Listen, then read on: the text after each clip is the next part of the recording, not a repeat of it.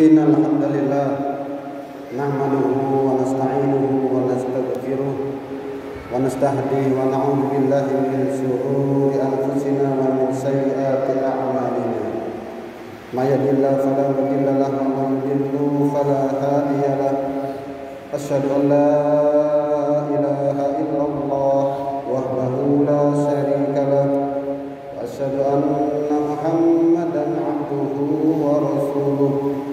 Allahumma shalli wa sallim wa barik ala sayyidina Muhammad wa ala alihi wa sahbihi wa man tabi'ahum bi ihsan ila yaumiddin. Allah Ta'ala fi kitabihil karim. A'udzu billahi minasy syaithanir rajim. Ya ayyuhalladzina amanu taqullaha haqqa tuqatih wa la tamutunna illa wa antum muslimun. Semua Allah sallallahu alaihi wasallam qala ta'ala inna Allaha wa malaikatahu yusholluna 'alan nabi ya ayyuhalladzina amanu shallu 'alaihi wa sallimu taslima. Amma ba'd. Fa ya ibadallah usikum wa nafsi bi taqwa wa fadlu muttaqun wa ta'atihi la'allakum turhamun. Jamaah kaum muslimin sedang jemaat rahimani rahimakumullah. Alhamdulillah, segala puji bagi Allah Subhanahu wa taala yang telah melimpahkan begitu banyak nikmat dan karunia-Nya kepada kita. Tidak lupa pada yaumul Jumat ini kita bahkan sangat dianjurkan untuk memperbanyak membaca salawat kepada baginda Rasulullah sallallahu alaihi wasallam. Allahumma shalli ala Muhammad wa ala ali Muhammad. Jamaah dimuliakan Allah Subhanahu wa taala.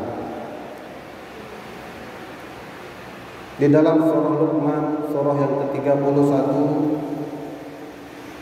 Allah Ta'ala mengisahkan dan menyajikan kepada kita akan kisah seorang hamba yang mana disebutkan bahwasanya Luqman ini, sebagian besar ulama salaf menyebutkan ia bukan seorang nabi dan ia juga tidak mendapat wahyu, tetapi ia adalah waliullah yang sangat soleh, taat, dan ia diberi kecerdasan akal.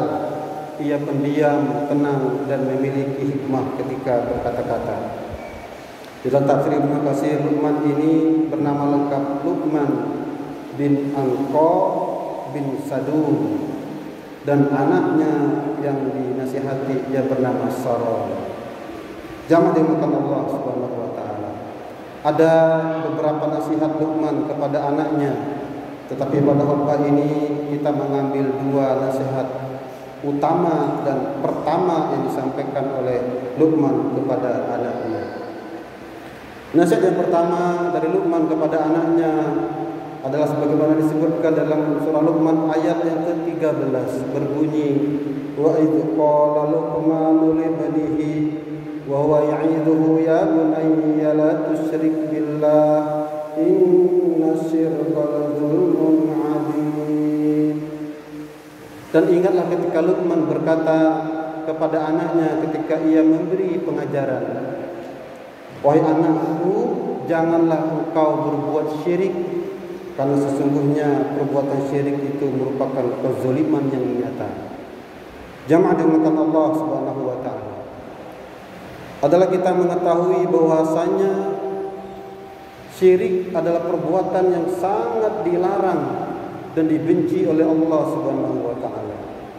Karena orang yang berbuat syirik adalah orang yang menduakan Tuhannya, ataupun ia telah bersyirikat, tidak mengesahkan Allah Ta'ala yang telah menciptakan dirinya, yang telah menciptakan alam semesta, yang memiliki sifat kesempurnaan. Ketika orang berbuat syirik, ia telah menyandingkan Allah Ta'ala yang maha sempurna dengan sesuatu yang jauh dari sifat kesempurnaan ataupun yang banyak memiliki kekurangan. Makanya sangat banyak ayat dalam Al-Quran Bahkan disebutkan hingga ada 227 ayat yang terdapat kata-kata syirik dengan segala macam bentuknya. Nanti para ulama membagi syirik itu dengan syirik besar, syirkul akbar, ataupun syirik asghar, ataupun syirik yang kecil. Syirik besar itu adalah orang yang meyakini ada Tuhan selain Allah Ta'ala, ataupun ia beribadah kepada selain Allah, ia beribadah kepada makhluk. Itu syirik besar.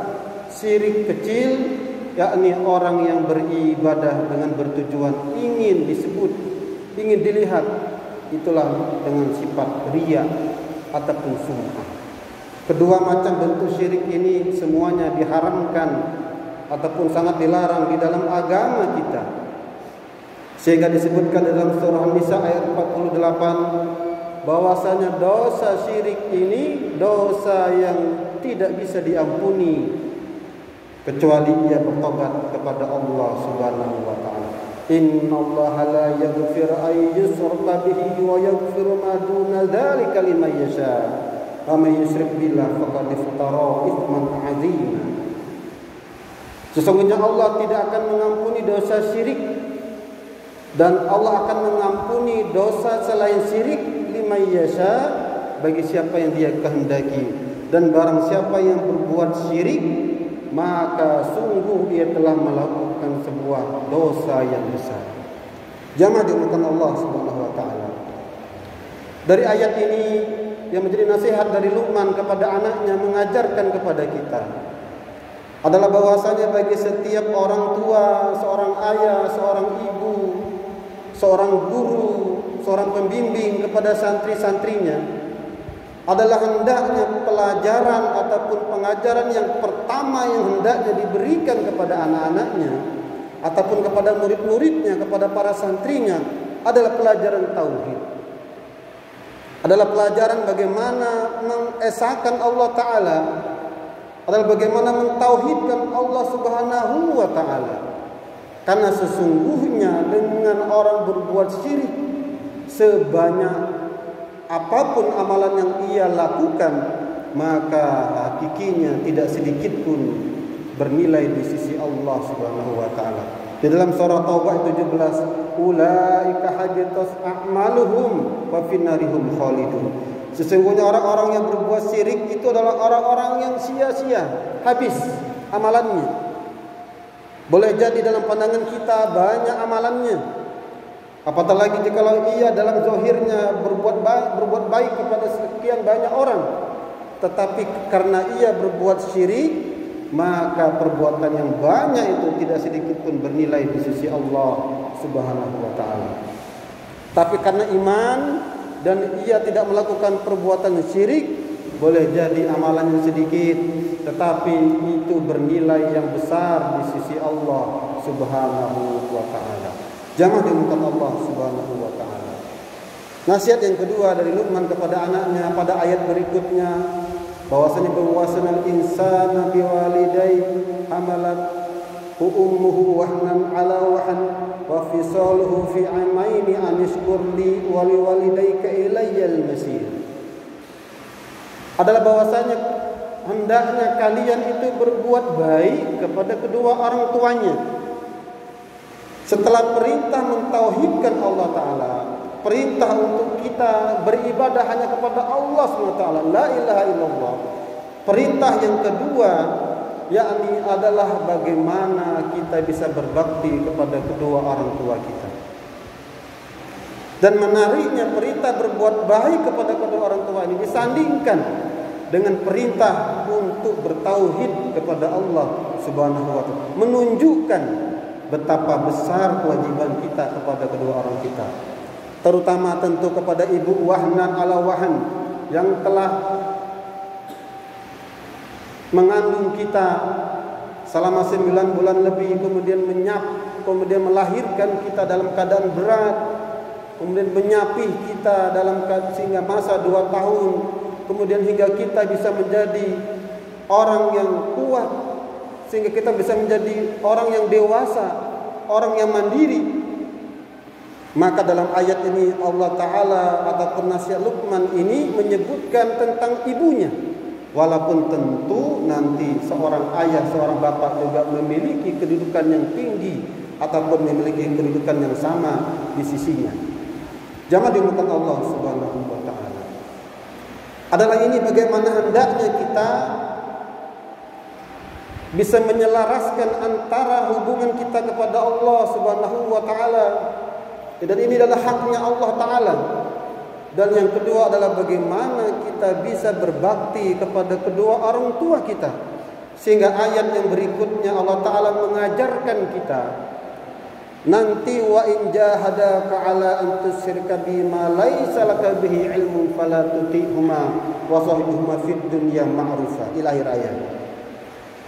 Adapun nanti ketika ada kedua orang tua kita memaksa kita, menyuruh kita untuk berbuat maksiat, untuk menyelisihi perintah Allah SWT, maka fala tabi'uma, maka jangan fala tuti'uma, maka jangan kalian mengikuti keduanya, walaupun tetap kalian harus mempergauli keduanya dengan cara yang baik. Jamaah dimuliakan Allah SWT.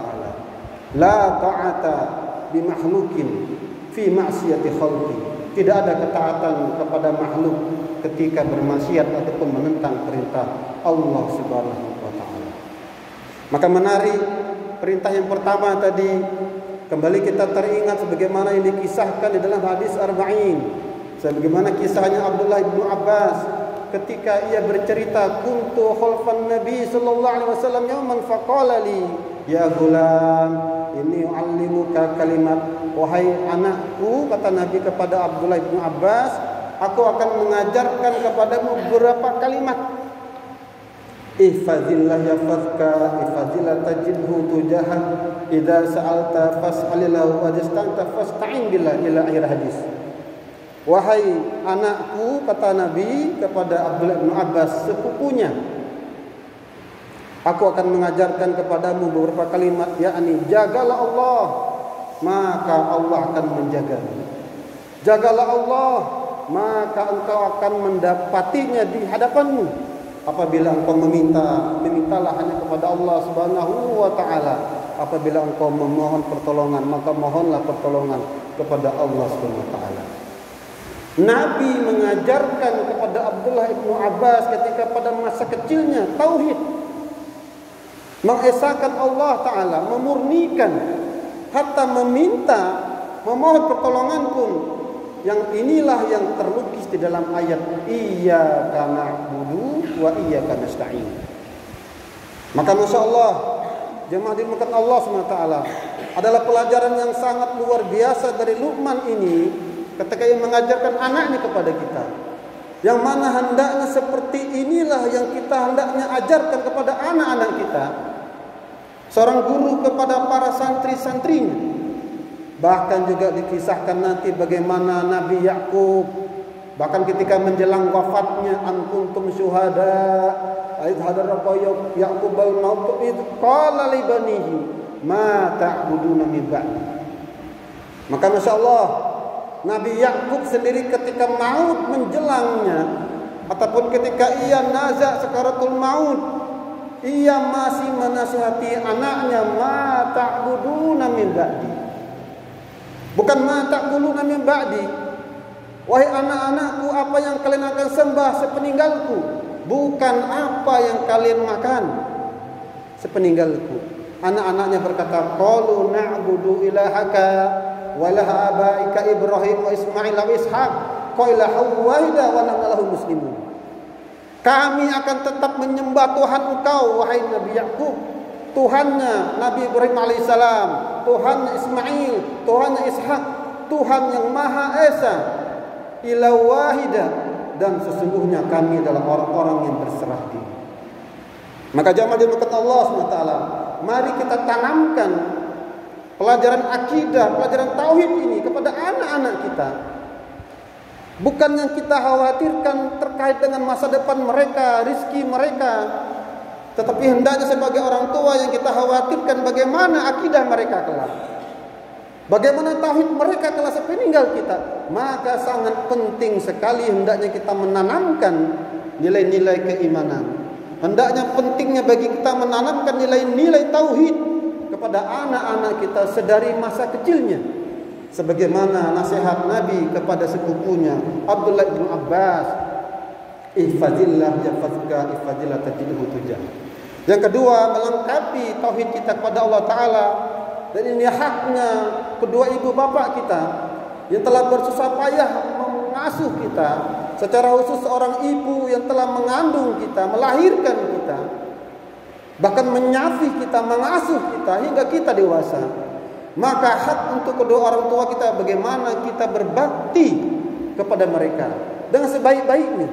Walaupun nanti ketika mereka memerintahkan kita, ketika ada perintah yang menentang perintah Allah Ta'ala, sebagaimana kisahnya Sa'ad bin Abi Waqqas, ketika ibunya memerintahkan ia murtad dari Islam, ketika Sa'ad bin Waqqas memeluk Islam, ibunya tidak makan, ibunya tidak minum hingga 3 hari lamanya hingga pingsan. Tapi Sa'ad bin Abi Waqqas tetap dalam keibadannya, sehingga Allah Ta'ala menurunkan ayat Luqman ini dan dalam surah ayat yang lain. Jangan dimakan Allah SWT. Ada ayat yang lain yang serupa dengan ayat ini, yakni yang disebutkan dalam surah An-Nisa ayat 36. Wa'budullaha wa la tusyriku bihi syai'a wa bil walidaini ihsana wa dzil qurba ila ayat. Dan hendaklah sembahlah Allah Ta'ala dan jangan kalian berbuat syirik kepadanya, dan berbuat baiklah kepada kedua ibu bapa.